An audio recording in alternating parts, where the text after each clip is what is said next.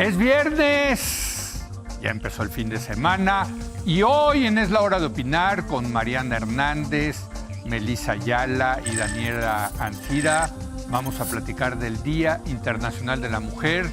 ¿Cuál es la situación actual de las mujeres mexicanas? ¿Hay algún cambio con la llegada de la primera mujer presidenta en nuestro país? Así que quédese aquí en N+ Foro, que ya comenzó la Hora de Opinar.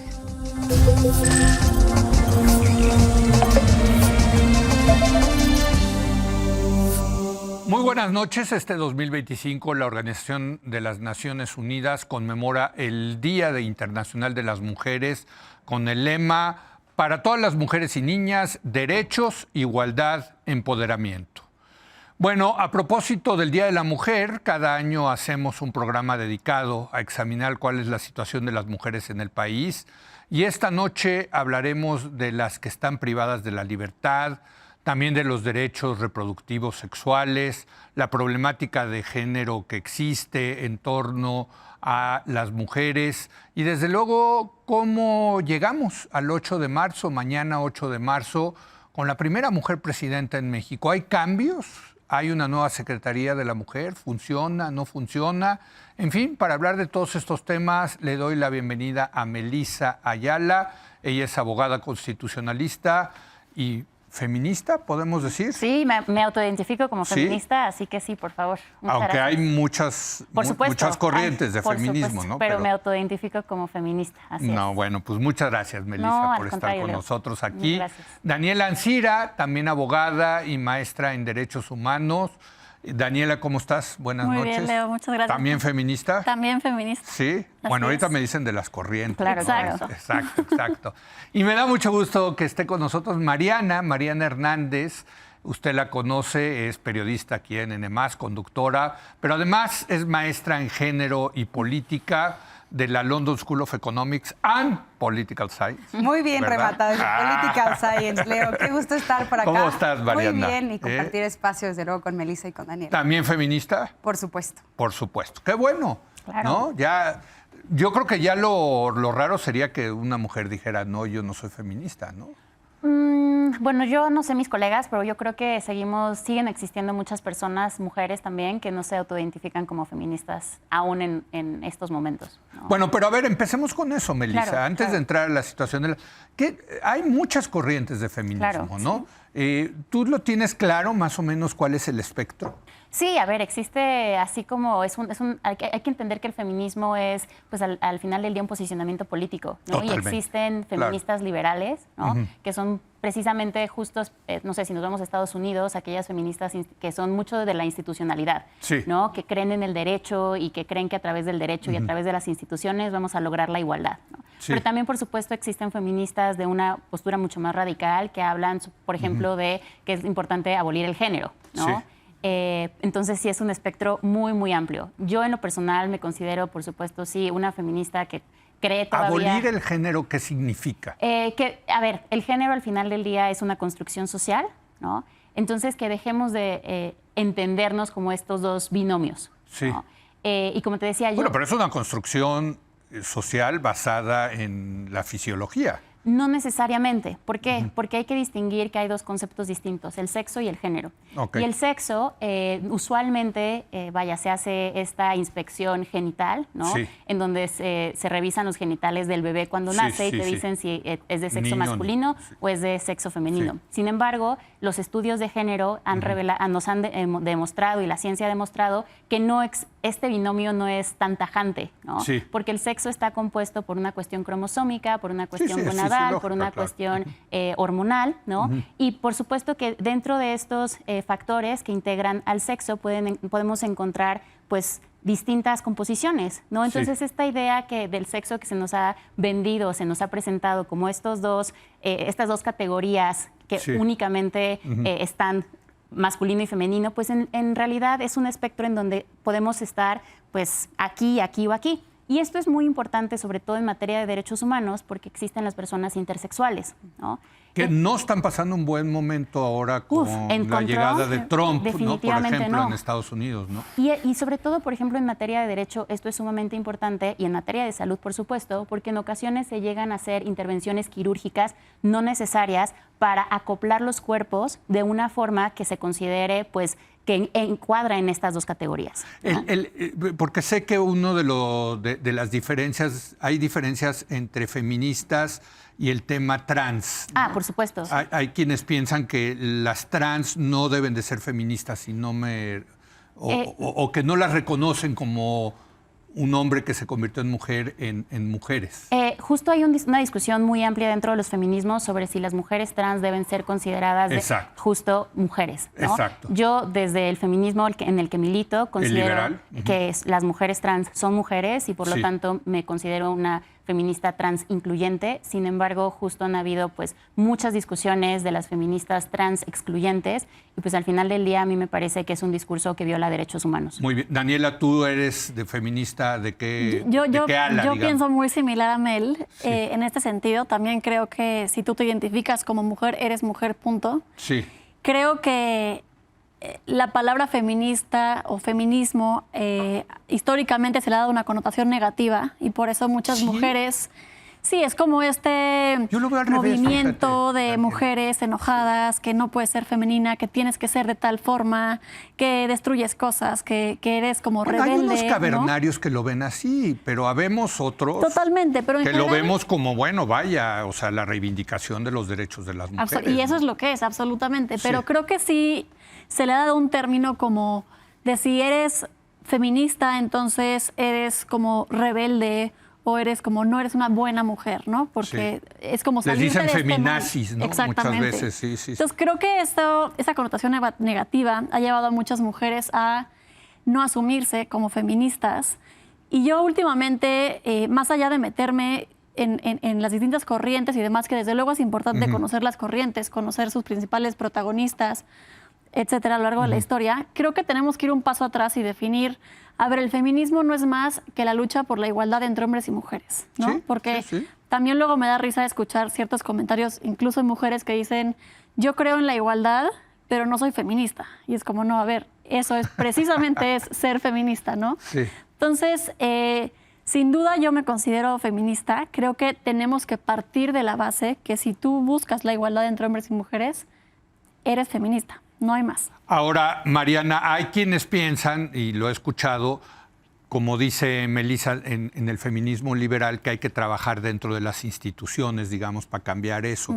Pero hay quienes piensan que esas instituciones son patriarcales, entonces que no hay manera, ¿no?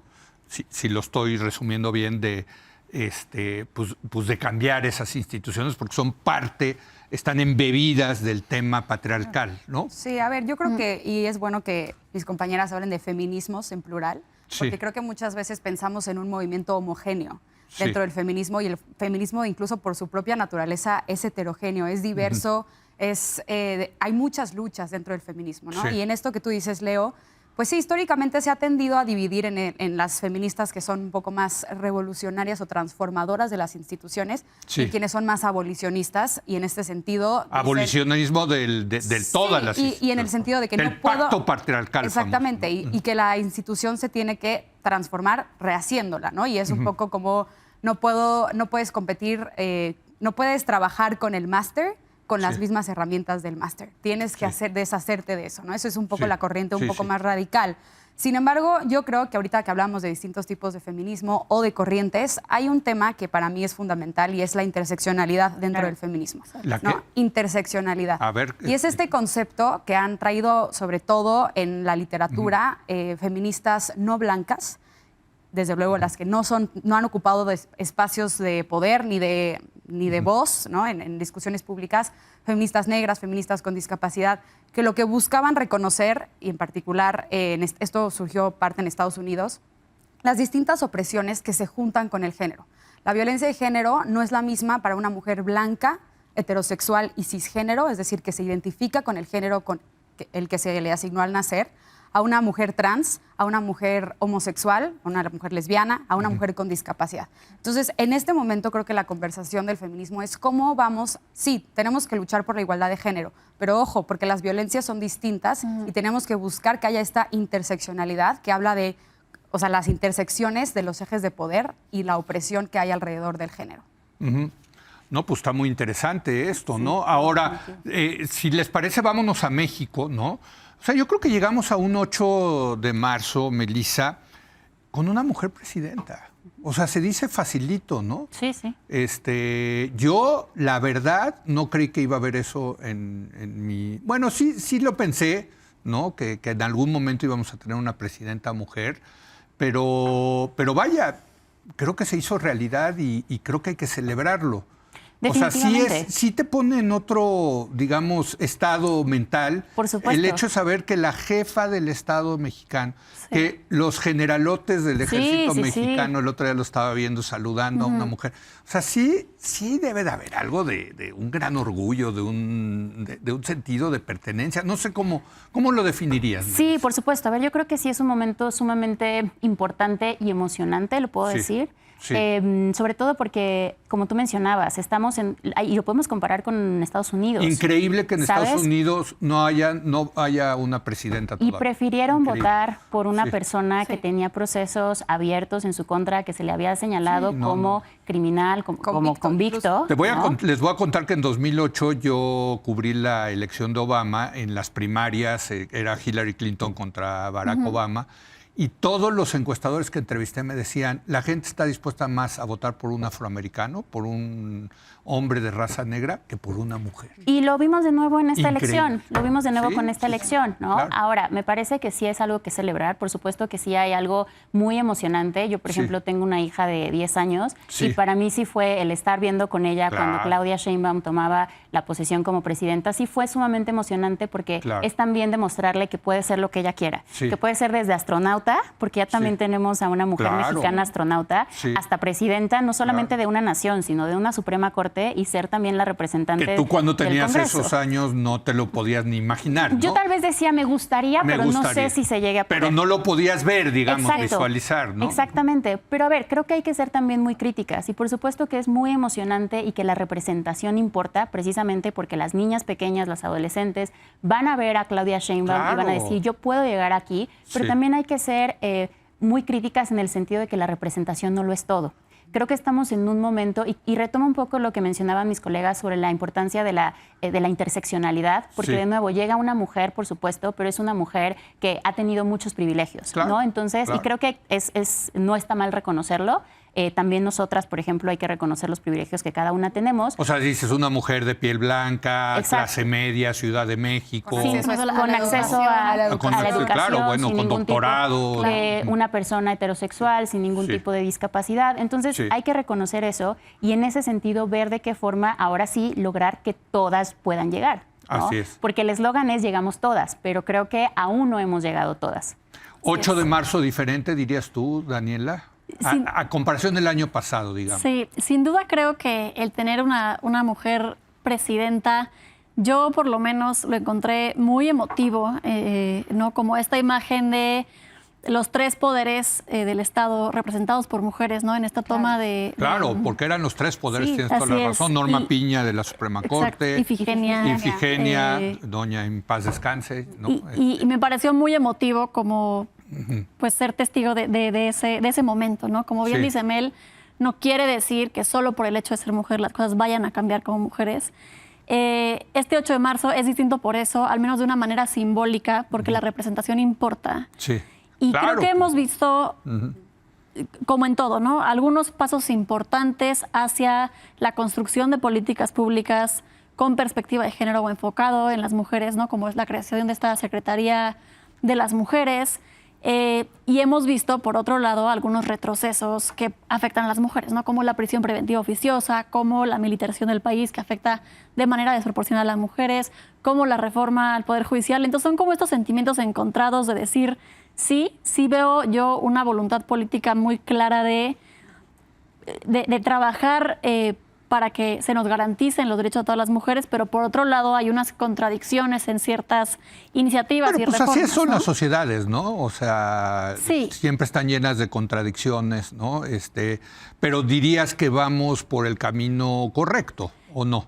Quiero pensar que sí. Creo que también A ver, es muy quiero pronto pensar que sí. para- Ok, es muy pronto para evaluar. juzgar Sí. que si esta administración ha sido feminista o no. O sea, llevamos relativamente poco, Sí, claro. ¿no? Y por eso digo quiero pensar. Entonces, como que sí veo unos pasos muy claros hacia el avance Sí, de, sí. de Pero la tampoco garantía de quieres estos derechos. fecinarlo Pero y- tampoco digo ya la hicimos, ¿no? No, Ya llega, pues no. no. Entonces, o sea, Bueno, si es me que invitas en son- un año, ahí te puedo dar más No, detalles, pues ya ¿no? estás invitadísima, claro. No, pero comparado a los últimos 5,000 años. Sin duda alguna, O sin sea, duda alguna. porque Por eso sí, insisto, pues. al menos por un tema simbólico, Sí. a mí me conmovió mucho esta imagen. Yo me siento muy orgullosa de tener una mujer presidenta. E insisto, no estoy de acuerdo con todo lo que hace, ni estoy en desacuerdo con todo lo que hace. Considero Sí. que tiene cosas buenas, cosas malas, cosas que son un retroceso, sin duda alguna. Pero sí me parece que puede llegar a ser un 8 de marzo distinto porque al menos tenemos esta representación que sin duda importa, ¿no? Yo quiero decir que yo también me siento orgulloso como mexicano de tener una presidenta. No concuerdo Exacto. ideológicamente con muchas cosas Sí, yo tampoco. de Claudia Sheinbaum, pero a mí me da orgullo ver que México finalmente tiene Sin duda. una mujer presidenta. ¿Un 8 de marzo diferente, Mariana, A dirías ver, tú? Yo coincido en muchas cosas. Creo que los símbolos en este momento no los tenemos que minimizar o no deberíamos en un país tan machista como el mexicano. Claro. ¿No? Yo creo que México pues tiene muchos valores arraigados todavía de roles de género. Muchísimo. Que el que hoy tengamos a una Claro. mujer ocupando pues la silla de más alto poder en el país no es cosa menor. Que nos haya costado 200 años, pues ahí también te habla de estos valores que están ahí arraigados. Sí. Ahora, creo que es importante hablar en tema de representación, que es importantísimo y que México, ya lo decíamos ahorita, cómo estaba presidiendo, que estaban en los 3 poderes representados por mujeres, pero además a nivel mundial somos un referente en materia, sobre todo legislativa, de la paridad que hemos alcanzado. Sí, es paridad completa. el Congreso. Un congreso paritario, con las Por ley, reformas ¿eh? del 2014, después con la del 2019, que se extendió también a entidades. Y ahora podemos hablar de las reformas que ha enviado la presidenta Claudia Sheinbaum en materia de igualdad sustantiva. Y creo que ahí yo podría celebrar el tema de que se haya elevado a rango constitucional la igualdad salarial.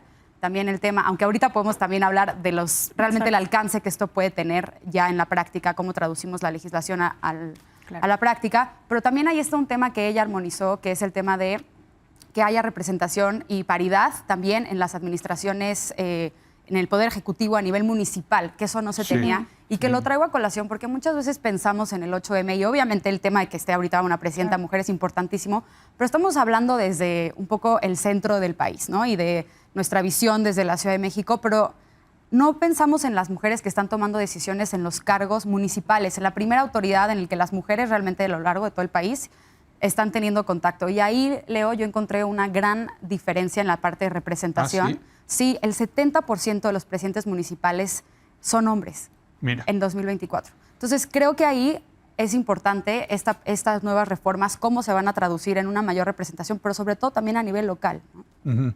Déjenme preguntarles, siempre pregunto en estas mesas del 8 de marzo, porque creo que es importantísimo, el tema de los derechos de la salud reproductiva. Claro. ¿No? Para ponerlo más claro, el derecho de las mujeres a interrumpir un embarazo de manera voluntaria, el famoso aborto. Claro. No, aquí siempre decimos nadie creo que puede estar a favor del No traigo mi aborto. Sí, pañuelo. por eso lo vi. Nadie puede estar a favor del aborto, pero es derecho de la mujer supuesto. decidirlo. Sin duda alguna. Del otro lado dicen que no, que los derechos hay que salvaguardar los derechos del bebé. En fin, ¿cómo estamos en esa situación, Melissa? A ver, creo ¿Dónde? que hemos avanzado enormemente. ¿Verdad? Muchísimo, muchísimo. Creo que ahorita justo ya son muy pocos los estados en donde se encuentra aún penalizado el aborto. Recordemos que muchos de estos avances se dan gracias también a las sentencias de la Suprema Corte, Correcto. en donde la Suprema Corte ya ha señalado que es inconstitucional la criminalización absoluta del aborto. ¿Qué quiere Sí. decir esto? Que los códigos penales tienen que tener por lo menos un periodo razonable en el cual la mujer o la persona con capacidad de gestar pueda abortar sin el miedo a la prisión. Y esto, por supuesto, tiene un impacto para las mujeres y las personas gestantes, pero también para el personal de salud. Porque en muchas ocasiones el personal de salud no se atreve o no quiere hacer los abortos porque le da miedo que le vayan a iniciar una carpeta de investigación. Entonces, en nuestro país se ha avanzado muchísimo. Por ejemplo, la Suprema Corte también señaló, en el caso de Aguascalientes, ordenó al Congreso local que se eliminara el delito, ¿no? Y esto ha ocurrido también no solamente en la Corte, sino en distintos tribunales colegiados, ¿no? El último caso fue en Nayarit. La Corte en Chihuahua también ya emitió una declaratoria general de inconstitucionalidad y hemos avanzado mucho. Me atrevería a decir que hasta desde el pensamiento conservador se ha ido modificando. Y esto me parece que es crucial. ¿Por qué? Porque cada vez más empezamos a ver también a los conservadores decir, bueno, hay que empezar a hablar también sobre los periodos mediante los cuales no se va a criminalizar a las mujeres o personas gestantes. Fíjate que yo una vez entrevisté a una mujer que quería ser presidenta del Partido Acción Nacional y le decía, ¿no? A ver, ¿tú estás a favor de la penalización del aborto? Sí. Entonces hay que meter a la cárcel a las mujeres que abortan. Decía, no. Bueno, espérame tantito, entonces son dos lo cosas prohíbas, distintas. pero no quiere que haya penalización. Que, por cierto, es lo que está pasando en Estados Unidos, Daniela. ¿No? Y nada más para terminar, algo que me parece muy importante y creo que hay que celebrar y también sentirnos muy orgullosas de eso en nuestro país, es que en nuestro país el aborto se ha tratado siempre desde una perspectiva de igualdad y derechos humanos y de salud pública. ¿Por qué? Porque las resoluciones de la Corte, y si tú revisas lo que se han dicho tanto en el Congreso federal como en los congresos locales, se ha señalado precisamente que el Estado tiene que garantizar el servicio. ¿Y por qué esto es tan importante? Porque esto previene o evita que pase lo que pasó con Roe versus Wade. Recordemos que Roe versus Wade con Dobbs contra Jackson echa para atrás todo Roe versus Wade y se determina que es facultad de los congresos el poder penalizar o no. Y se meten pues todas estas estas leyes que limitan el acceso al aborto desde la semana 6, con todas las implicaciones que esto tiene. Es que eso está increíble, Daniela, ¿no? Que ahora las mujeres de Estados Unidos vienen a abortar a México, donde es legal. ¿No? Y donde están protegidos sus derechos. Exacto. ¿No? O sea, están regresando, digamos, el conservadurismo en Estados Unidos está regresando. Y es una locura. A mí me parece, la verdad, muy divertido hablar de aborto estando embarazada, porque la gente se me queda viendo como, vas a ser la peor mamá, o tú querías abortar, o quieres abortar. Y no, o sea, como que justo creo que el que podamos elegir nuestras maternidades, ¿no? O sea, si ser o no madres, de la forma en la que queramos serlo. Yo estoy completamente a favor de la despenalización del aborto. Me parece tremendamente cruel que se pueda meter a la cárcel a una mujer por ya no hay en decidir México sobre su propio cuerpo. Mujeres que estén en la cárcel por haber abortado. Yo sí he conocido. Pues carpetas de investigación, al menos, y en algunos estados incluso en aumento. Ah, sí. Y creo que también esa postura viene como de mucho privilegio, ¿no? Porque yo me acuerdo, ya fue hace varios años, yo trabajo en cárceles. Sí, ahorita nos vas a contar. Ahorita les platico un poco más, pero me acuerdo hace como 8 años conocí a una mujer privada de la libertad en el penal de Barrientos, en el Estado de México, que estaba por aborto. Creo que le habían reclasificado el delito, en fin. Todo fue porque ella estaba embarazada, se cayó de las escaleras, tuvo un aborto espontáneo, su suegra no le creyó y la denunció. Es como que no pensamos en esas historias cuando pensamos en quiénes son las mujeres que están abortando de manera clandestina, porque la mujer que es privilegiada vaya a abortar y nadie se entera. Claro. Y entonces, y también un tema importante. Por cierto, antes las ricachonas mexicanas se iban a Estados Unidos a abortar, ¿no? O sea, para que veas cómo ha cambiado el mundo. Que me parece muy interesante y que, bueno, Mel es la experta, cómo están prohibiendo incluso los temas de fertilización in vitro, ¿no? O sea, que se considera incluso el embrión, como un ser humano, ¿no? Y todo lo que esto provoca. O sea, el pensamiento conservador ya llegó a tal extremo que las personas que tienen óvulos o embriones congelados pues ya no saben ni qué hacer y las clínicas de fertilidad ya tampoco saben qué hacer, ¿no? Entonces, bueno, hay un montón de temas alrededor de los derechos reproductivos, pero también celebro que en México, pues sí, nadie lo creería, pero comparado con Estados Unidos, vamos. Ahora, yo no concuerdo con esa visión conservadora, pero creo que hay que respetarla, o sea, es parte del debate, ¿no? O sea, finalmente, pues sí, Sí, hay mucha gente que piensa eso y yo creo que hay que debatirlo, ¿no? Sí, pero o sea, no finalmente, lo hagas, no lo criminalices, ¿no? O sea, si tú no estás de acuerdo en pero mira, abortar, el tema de hasta cuándo, por ejemplo, se puede Sí, abortar estoy de es acuerdo. todo un tema de Estoy que de si a acuerdo. los 3 meses, que si más, que si Sí. menos, que si ya hay actividad cerebral o no. En fin, Sí. ese es el tipo de debates que hacía la Suprema Corte de Claro. Justicia de Estados Unidos, ¿no? Sí. Y la de México, La de por México, cierto, justo yo también. pensaba que iba a ser Sí, eso sí, también. sí. Que la verdad, Sí, la que Mariana. abrió el paso para la despenalización, como ya lo decía Sí. Melissa, en México, fue la Corte, ¿no? Aunque Sí. hay que recordar que a pesar de pues, estos grandes esfuerzos y sentencias históricas de la Corte, a quien le toca legislar pues, son a Claro. los estados, ¿no? Y a los congresos, Claro. y desde luego también que llevamos años con varias iniciativas en la congeladora para armonizar el Código Penal Federal, ¿no? Para tener porque a ver, ¿qué pasa también en los estados, Leo?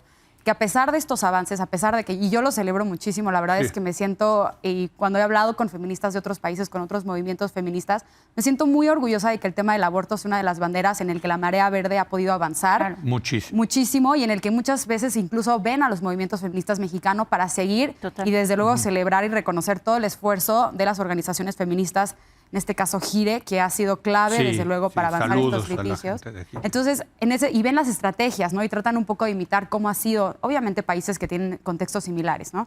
Pero yo creo que es importante también decir, bueno, pero así como pasó en Estados Unidos que se puede caer, puede pasar en México, No, ¿no? totalmente. Entonces, en cualquier Bueno. momento esto se puede revertir. ¿Qué pasa si la sociedad se hace conservadora como en Estados Unidos? Pero yo creo o que sea, sí. finalmente lo que tú dices es las legislaturas lo pasan. Pero ¿qué pasa si tienes una legislatura de un estado muy conservador que dice aquí no se vale el aborto? Y por eso ¿Qué es haces? tan importante la protección constitucional del derecho al aborto. Exacto. Yo ahí, a ver, Leo, tú sabes... Por cierto, lo que hicieron los franceses fue muy interesante. Justo, Exacto. justo. Sí. Y a ver, tú sabes que yo creo en el litigio, yo creo en las sentencias, por eso me considero una feminista institucional hasta cierto punto. Y algo que me preocupa mucho es, a ver, porque mencionábamos justo qué pasa si un Congreso o un Estado conservador no lo quiere Sí. hacer. Yo ahí rebatiría y diría, bueno, si tenemos una sentencia que te está diciendo que la criminalización absoluta es inconstitucional, no es de que creas o no, ya lo dijo la Corte, ¿no?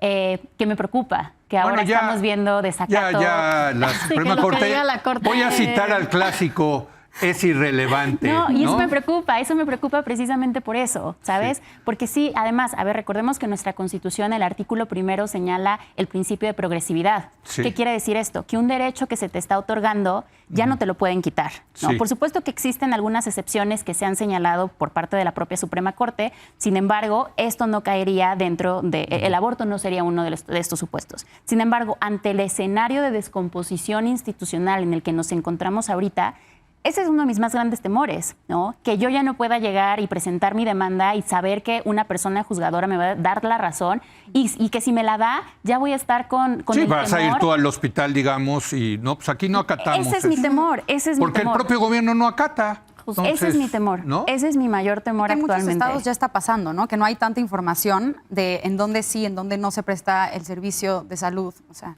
Y me preocupa. Y son los servicios públicos, por cierto, que están obligados a darlo. A ver, creo que eso también nos da también para otra discusión, porque también el Sistema Nacional de Salud no está únicamente compuesto por el sector público, sino por el sector público, sector social y el sector privado. Sí. Entonces, el sector privado también tendría que prestar el servicio.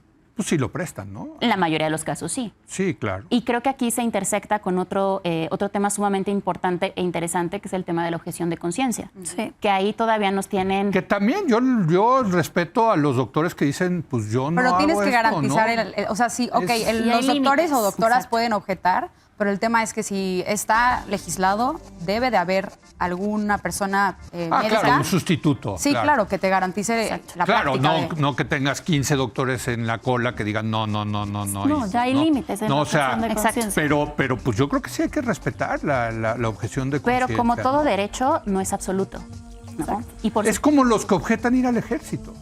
que es este caso famoso de este boxeador Mohamed Ali. Claro. ¿no? Pero Digo, acabó en la cárcel. Sí, hay una película fantástica Sí, que habla sí. sobre ese caso, si a alguien le interesa. Sí. Pero es un tema que me parece que es sumamente importante y que de nueva cuenta, pues en ocasiones, pues si no estoy mal, el Congreso todavía no legisla en la materia. Recordemos que hubo una acción de inconstitucionalidad Sí. en donde justo la Suprema Corte estableció los 14, 15 límites de este derecho. ¿no? Claro. Bueno, déjenme, voy a hacer una pausa. Quiero regresar contigo, Daniela, que tú que trabajas trabajas en cárceles, Sí. porque se nos olvida que hay muchas mujeres en la cárcel. Así Y es. que, por cierto, esta tontería de la prisión preventiva oficiosa, a quien más lastima es a los pobres De las y a las mujeres. mujeres. Sin duda alguna. ¿No? Regresamos en un momento.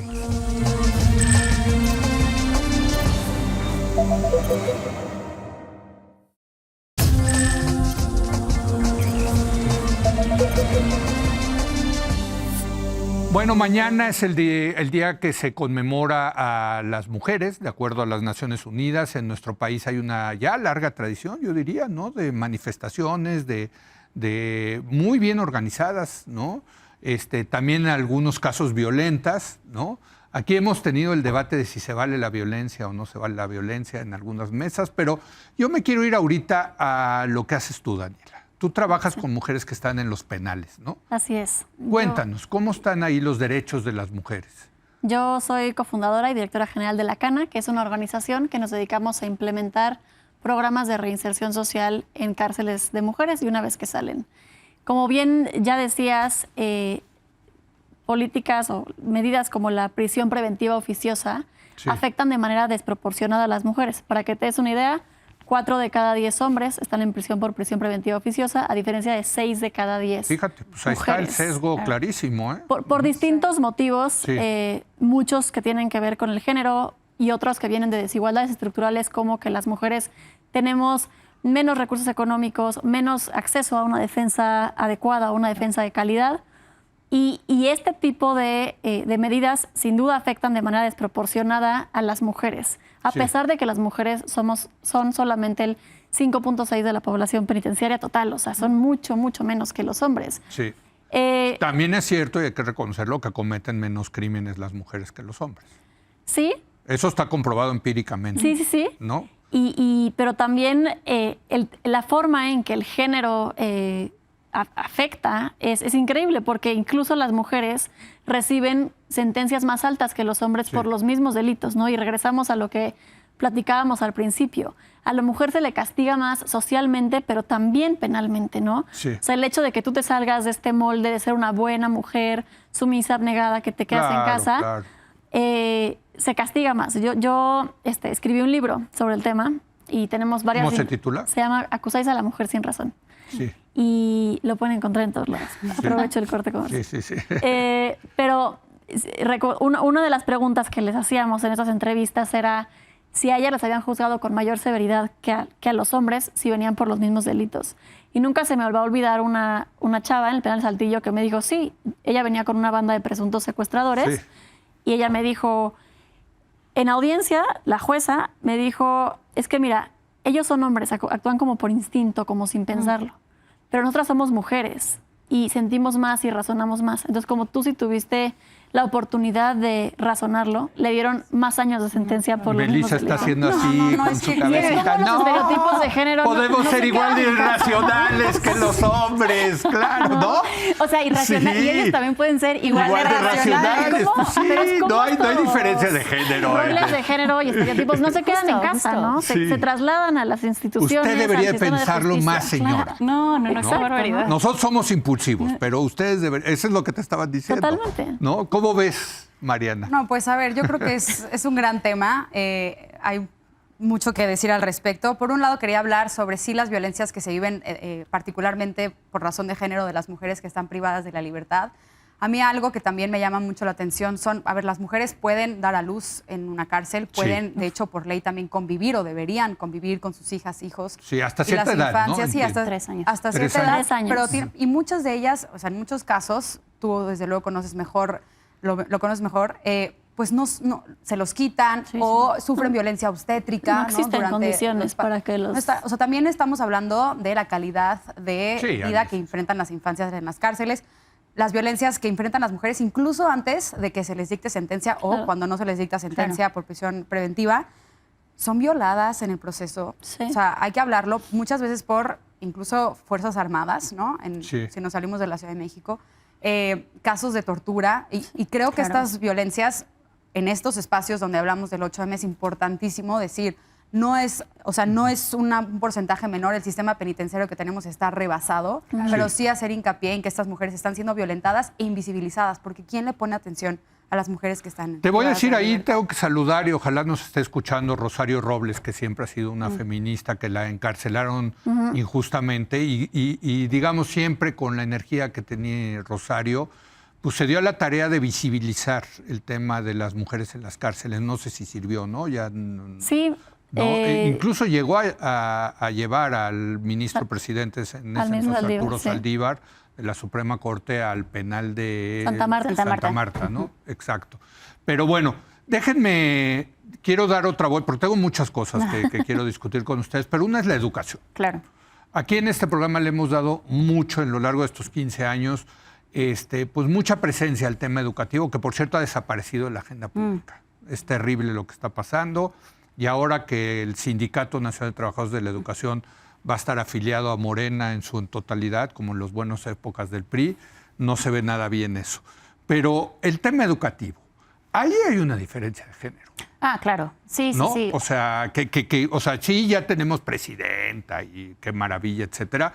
Pero en el tema educativo sigue habiendo tremendas diferencias. Sí, existen distintas diferencias, muchas diferencias, y de hecho está documentado cómo a partir, si no mal recuerdo, del 4º año de primaria, en general las niñas empiezan a ser menos buenas, por decirlo de alguna forma, en aquellas, por ejemplo, materias como matemáticas, ¿no? Y esto va muy influenciado precisamente con lo que mencionaban mis colegas, con los roles de género. Porque dentro de la propia escuela se les empiezan a decir, no, es que los niños son mejores en estas materias que son de ciencias, de tecnología, de ciencias exactas. Sí, tú ponte a cocinar un pastelito. O tú eres muy buena tipo en historia, tú eres muy buena en español. Sí. Entonces las niñas se lo creen y dejan de ponerle tanto esfuerzo a estas materias como matemáticas, como ciencias naturales, ¿no? Y esto, por supuesto, que tiene un impacto a largo plazo, ¿no? Ahora, creo que también esto es muy importante porque también en nuestro país no es solo la Ciudad de México. Entonces, muchas niñas, muchas adolescentes no van a la escuela precisamente por temas, por ejemplo, menstruales. En muchas comunidades, por ejemplo... Pero ya lograron, ¿no?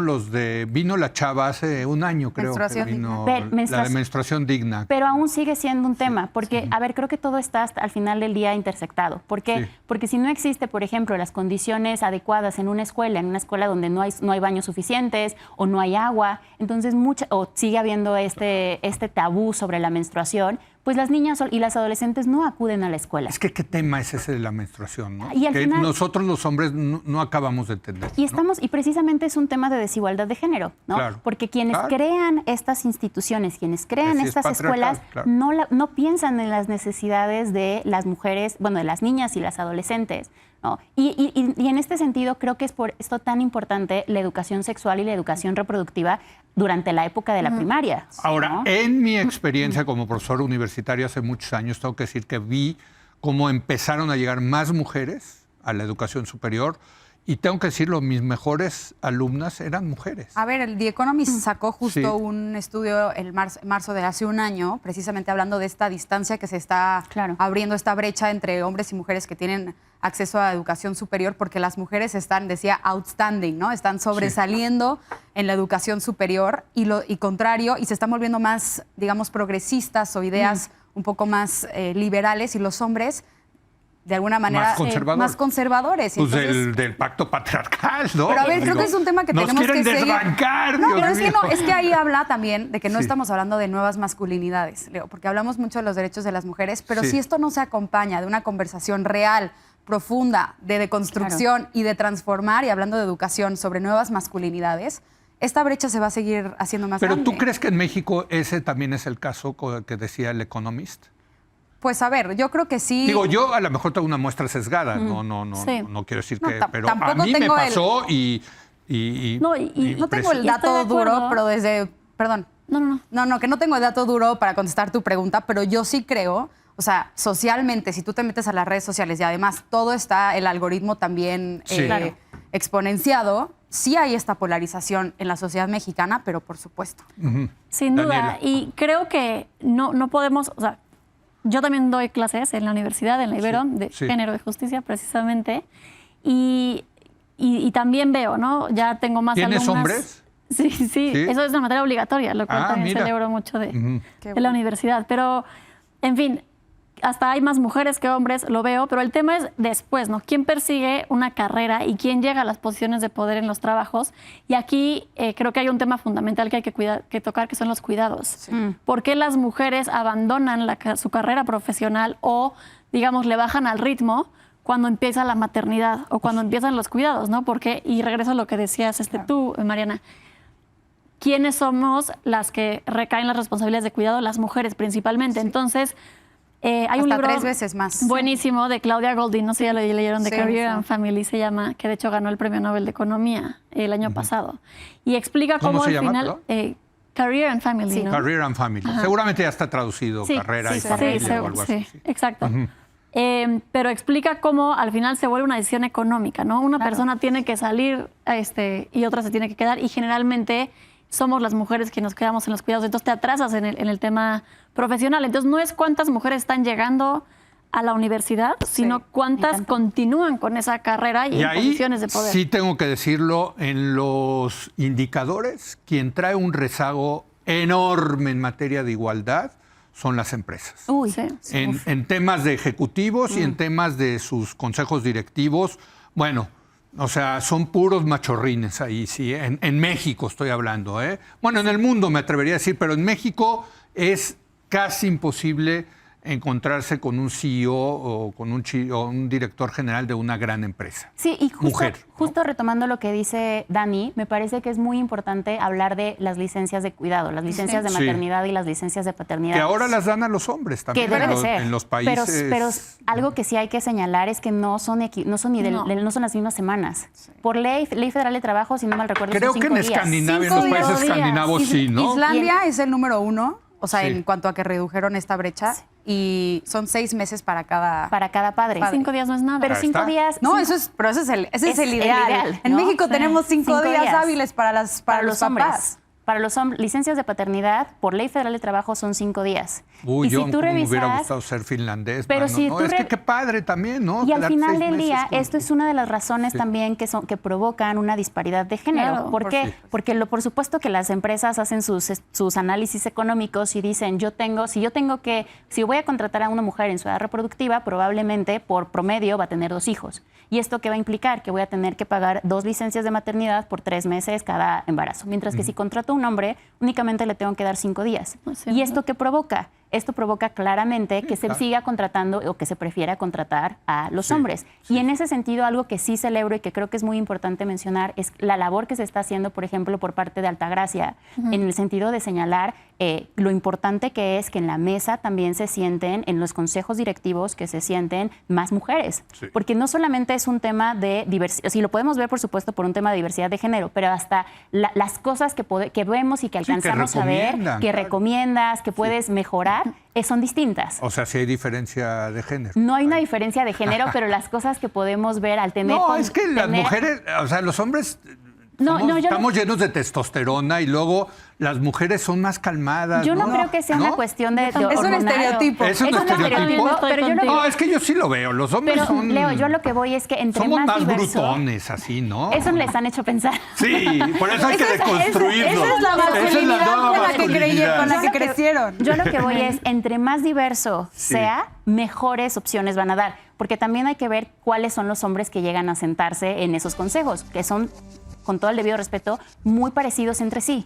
Entonces, si tienes un hombre... blanco, de la Ciudad de México... Claro, nada más empezando por eso, en dónde están ubicados. Un hombre regiomontano versus un hombre de la Ciudad de México van a tener formas de ver la vida distinta, ¿no? Y entonces, si a eso le agregamos que ahora es una mujer afromexicana y una mujer mexicana blanca y luego una mujer con discapacidad o un hombre homosexual y una mujer lesbiana, y si todas estas partes que además representan a tu empresa, porque las empresas son diversas, entonces vas a poder también dar muchos mejores consejos. ¿No? Sí, bueno, déjenme hago una breve pausa. Ya nos va a quedar poquito tiempo, pero voy lanzando la pregunta. Tenemos ya una Secretaría de la Mujer, es Citlali Hernández, la titular de esta Secretaría. ¿Qué le recomendarían? ¿Qué le recomendarían ahora que hay una Secretaría? Antes era un instituto para la mujer, ahora la convirtieron en Secretaría, creo que no le dieron lana, por cierto, mucha más lana. Reducción. Pero ¿qué le recomendarían? ¿Por dónde empezar? Regresamos en un momento más.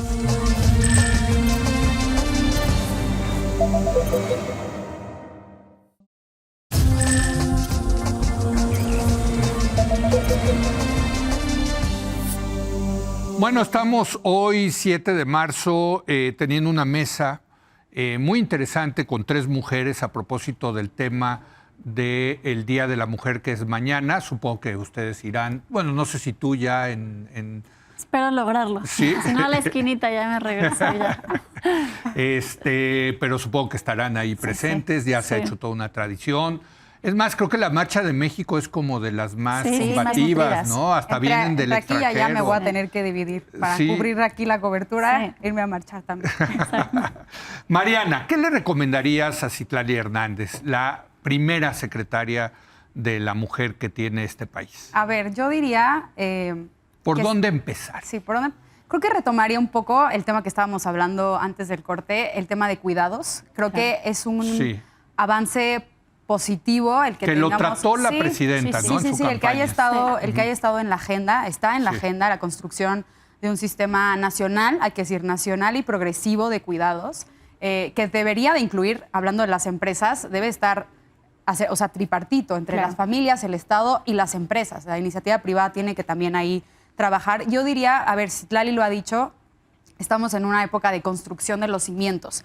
Y es desalentador un poco que para el final de este sexenio a lo mejor no vamos a ver un sistema nacional de cuidados ya hecho como nos gustaría, pero me parece que mi invitación o si yo pudiera expresarle algo a Citlali Hernández es que no dejara de trabajar en eso, ¿no? O sea, creo que el Sistema Nacional de Cuidados es fundamental si realmente queremos combatir la desigualdad de género y que las mujeres dejen de hacer 3 veces más el trabajo, uno no remunerado, hay que decirlo también, de cuidados y también de quehaceres domésticos, ¿no?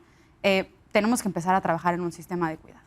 ¿Qué cuidados, Melissa? Porque también Sistema Nacional de Cuidados suena así como, ¿no? Así les presento el Sistema Nacional de Cuidados. Que hable con Chile, con las chilenas, por ejemplo, que tengamos foros con otros países de América Latina. ¿Qué cuidados? ¿De qué estamos hablando? A ver, creo que los cuidados son sumamente diversos y yo me enfocaría primeras infancias, ¿no? Pero también la cuestión de los cuidados que ejercen la mayoría de las mujeres a personas con discapacidad. O sea, guarderías. Guarderías para los niños. Guarderías y guarderías que sean dignas. Guarderías bien establecidas que permitan que las madres trabajadoras puedan ir a su trabajo con la tranquilidad de que dejaron a sus hijos. Que la cerró López Obrador. Sí, la cerró, pero creo que algo positivo de que tengamos a una mujer como Citlali Hernández dirigiendo la Secretaría de las Mujeres es precisamente que me parece que es una mujer sumamente capaz y que además la presidenta la escucha.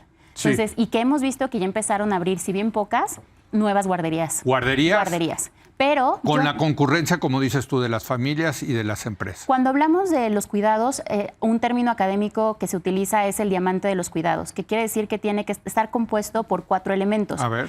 Que es familia, sociedad, empresa y Estado. Okay. ¿No? Entonces, entender esto, y por supuesto, como bien mencionaba Mariana, esto ya no es encontrar el hilo negro, no es descubrir que el agua es tibia, ¿no? Sino justo retomar experiencias internacionales. Lo que las chilenas han desarrollado es espectacular. Justo han establecido el primer Sistema Nacional de Cuidados, bien establecido, ¿no? Y de hecho... ¿Y qué incluye? ¿Guarderías?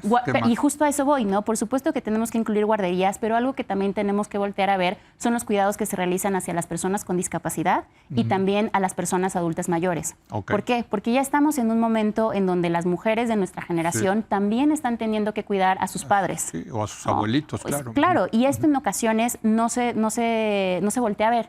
Creo que algo muy positivo, por ejemplo, de Clara Brugada, es que esto sí era algo que desde que ella estaba en Iztapalapa ya se empezaba a hablar, y es algo que me parece que desde la Ciudad de México también se va a buscar impulsar. Pero sí creo que va a ser muy importante, y ya lo mencionaban previamente, que esto sea algo nacional, que no sea algo únicamente que se quiera impulsar desde los estados en donde gobierna Morena, porque esto es un factor o es un tema que involucra a todo el país, ¿no? Ahora, ¿cuál es el gran reto? ¿Cómo se va a financiar? Es que ahí te iba a decir que me iba a salir lo tecnócrata neoliberal y te iba a decir, pues inevitablemente... 1.4% del PIB. 1.4% del PIB es muchísimo. Pero lo vale. No, o sea, es muchísimo. A ver, el CONACYT tiene menos de 1 punto del PIB. Pero si todas las mujeres que quieren entrar a trabajar y no lo realizan porque están realizando labores de cuidado, pudieran entrar a la fuerza laboral, sería mucho mayor. La contribución al PIB exacto, sería mucho mayor. Si no estoy mal, las labores de cuidado representan aproximadamente 6.5% del PIB. Imagínate si todas esas mujeres pudieran entrar al mercado laboral si así lo desearan. Sería, o sea, hasta matemáticamente salimos ganando, ¿sabes? Sí, no, entiendo el punto, pero mientras que suceden esos cambios, pues sí hay que soltar el dinero. Pero justo por eso... Y si justo algo no tiene este gobierno es dinero. Pero justo como mencionaba previamente Mariana, ¿no? Precisamente por eso es que se habla de que sea algo progresivo. No es algo que tiene que aparecer únicamente en este sexenio, es algo que se tiene que continuar, que bien mencionaba, que es algo que ahorita vamos a estar sentando los cimientos, por eso tenemos que voltear a verlo, todo lo que ya se ha hecho. Muy bien, me quedan 2 minutos. Daniela, ¿tú qué dirías? Para mí, sin duda, el tema del sistema integral de cuidados, pero sobre todo el acceso a la justicia con perspectiva de género. Es increíble que hoy en día es hasta más revictimizante enfrentarte a un proceso penal, ir a un ministerio público, que enfrentar pues, lo que implica ser víctima de violencia en cualquiera de sus expresiones. Entonces, que logremos realmente acercar esta justicia para las mujeres, que tengamos, ya está en papel, ¿no? Pero estas fiscalías realmente especializadas en temas de género, que tengamos personas juzgadoras capacitadas en perspectiva de género. Entonces, para mí, yo creo que es uno de los retos principales que esta Secretaría podría impulsar. ¿Querías decir algo, María? Sí, solo para terminar, creo que es importantísimo como un balance el que celebramos que llegamos a altos puestos, incluyendo la presidencia. Sin embargo, hay que trabajar realmente por las barreras estructurales. ¿Cómo se están tomando las decisiones? ¿Quiénes están tomando las decisiones en el Congreso? ¿En qué comisiones? Y realmente, si el que las mujeres ocupemos espacios de liderazgo se traduce realmente en un combate a la desigualdad. Pues ahí está. Pues les deseo mucha suerte mañana. Muchas gracias. ¿No? Muchas gracias. Sí, se ha hecho un día muy especial, hay que decirlo, en México. También hay violencia, el tema de si se vale hacer graffiti, tirar esculturas, en fin, alguien me decía alguna vez, pues frente a la violencia que existe. 10 mujeres asesinadas diario, ¿no? Sí, frente a la violencia que se hace a las mujeres, hombre, tú estás preocupado por la estatua en Paseo de la Reforma. Claro. Bueno, es un argumento, pero a mí no me gustaría ni lo uno ni lo otro, ¿no? Esa sería parte de la civilización, pero no nos estamos lejos de ahí. Nos quedamos otra hora. Sí. Oigan, pues muchas gracias, Melissa, Daniela, Mariana, mucha suerte mañana. Gracias por venir. Gracias. Gracias.